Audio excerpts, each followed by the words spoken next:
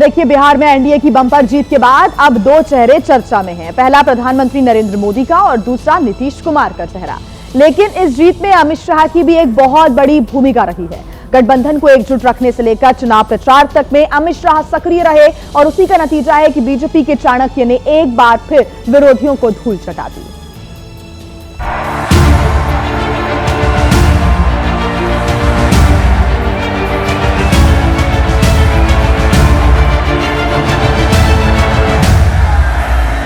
चुनाव का नतीजा जानना चाहते हो क्या?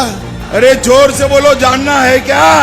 9 बजे मतगणना शुरू होगा और 1 बजते बजते लालू राहुल की पार्टियों का सुपड़ा साफ। वही धार, वही रफ्तार, वही आत्मविश्वास और चुनिंदा मुद्दों को लेकर विपक्ष पर सियासी प्रहार। भाइयों बहनों, ये लालू प्रसाद और उसकी पार्टी उनके बेटे शहाबुद्दीन अमर रहे के नारे लगाते हैं। अमित शाह ना थके ना रुके, सिर्फ अपने मिशन पर जुटे रहे। बीजेपी की तरफ से अगर किसी नेशनल लीडर ने सबसे ज्यादा चुनाव प्रचार किया तो वो अमित शाह ही रहे। 13 दिन के भीतर अमित शाह ने 35 जनसभा और 1 रोड शो किया। कहीं मुद्दा विकास का था तो कहीं याद जंगल राज की दिलाई जा रही थी। मैं पूछना चाहता हूं लालू प्रसाद जी को, फिर से क्या आप जंगल राज लाने की सोच रहे हो? बिहार में 17 अक्टूबर से शुरू हुआ अमित शाह का चुनावी प्रचार लगातार चलता रहा। नवंबर के महीने में तो जब तक चुनाव प्रचार थम नहीं गया तब तक वो हर दिन घूम घूम कर बीजेपी के लिए वोट मांगते रहे। 5 नवंबर को छोड़ दिया जाए तो अमित शाह ने 1 नवंबर से 9 नवंबर तक लगातार चुनाव प्रचार किया और जनता को अपने पाले में करते रहे।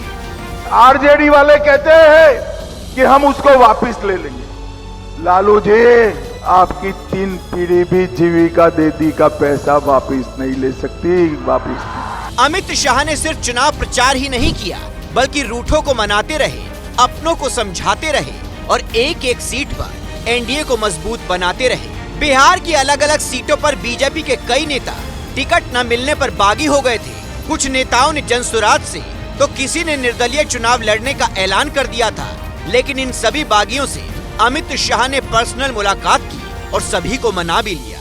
सिर्फ इतना भर नहीं, बिहार में जेडीयू हमेशा बड़े भाई की भूमिका में रहती थी, लेकिन ये अमित शाह की रणनीति थी कि इस बार बीजेपी जेडीयू के बराबर खड़ी होकर चुनाव लड़ी।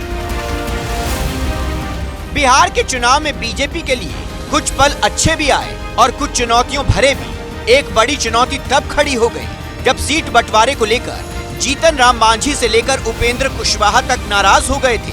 लेकिन गठबंधन के दोस्तों को मनाना कोई अमित शाह से सीखी। अमित शाह ने खुद सभी नेताओं से बारी बारी मुलाकात की, उन्हें भरोसा दिया और सब मान गए और आज नतीजा सबके सामने है।